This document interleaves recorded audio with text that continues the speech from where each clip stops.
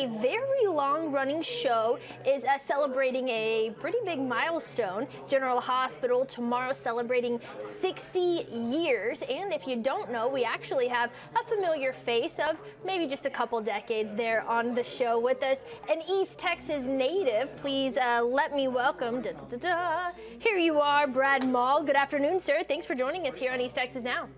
Oh, thank you very much. Glad to be here. Yeah, absolutely. So first and foremost, you started in 1984, early to mid 80s, right? And went for 22 years. Now, first talk about what is it like to hear that General Hospital is celebrating 60 years now? Well, it's great. You know, there's not much that goes on that long, especially television shows. Even 22 years on the show was like a whole lifetime in Hollywood. Absolutely, yes. There is something unique, right, about those soap opera shows in that it is a day in, day out kind of job, whereas most acting jobs are so absolute, right? You'll have a week here, maybe a month here, or a guest star here and there, but to have 22 years on one show, did that help you transition into working, you know, your 9 to 5 day to day? Well, yes, I guess so. I mean, working on the show for that long was like you become like a family, so it's really good. And even when you're no longer with that family, I wish them well and have great feelings and thoughts about them. And yes, working on a soap opera makes you understand we're not the movie stars. We're the people that get up 6 in the morning, go to work from 7 to 7 p.m. every night, get back up the next day and do it. So we're sort of the working class, the hard workers of actors, I think. Yeah, absolutely. That was a two-part answer, and I kind of want to separate those because I have some thoughts on both issues. First, you said that it is like a family. I can't imagine how close you get working day in and day out with your fellow actors, especially over 2 decades. Now, we'd be remiss if we didn't say that, you know, a familiar face to the show, Jaclyn Zan, is not here to celebrate 6 decades. Can you tell us a little bit about what she meant to you on set as a part of that family?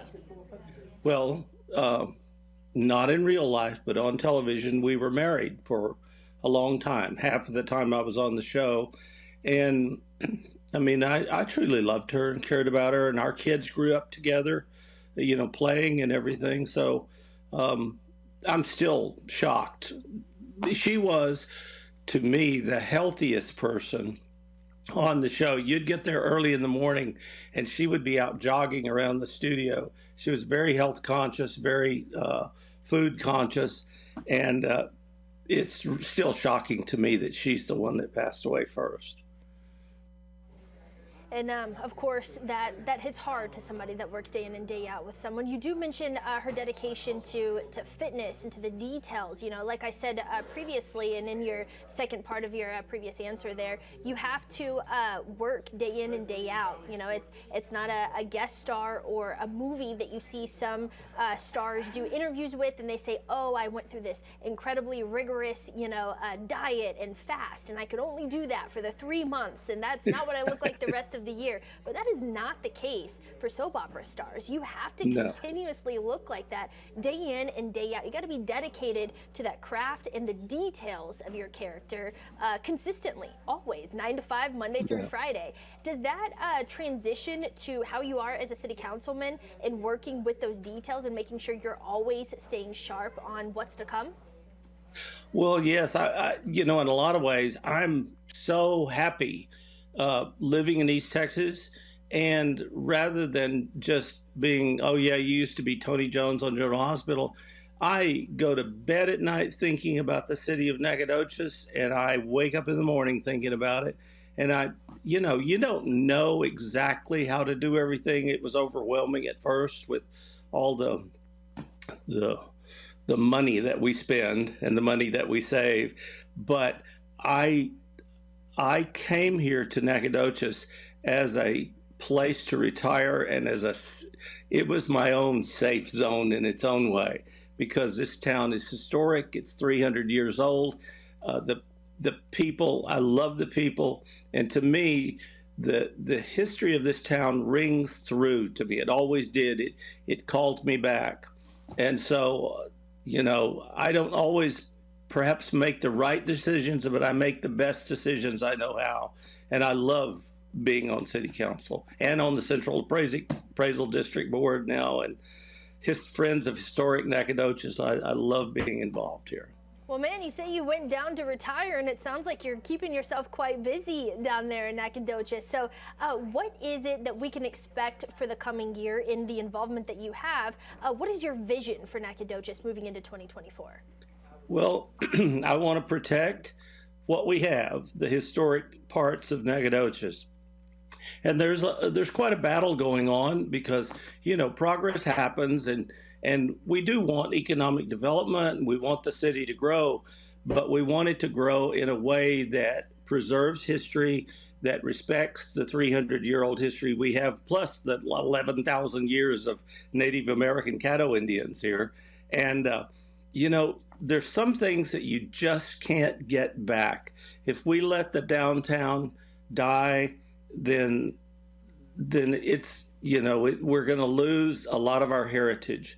And so I really believe in our historic districts and our historic downtown and the brick streets of Nacogdoches, and we have to sacrifice a bit sometimes to save them. Absolutely.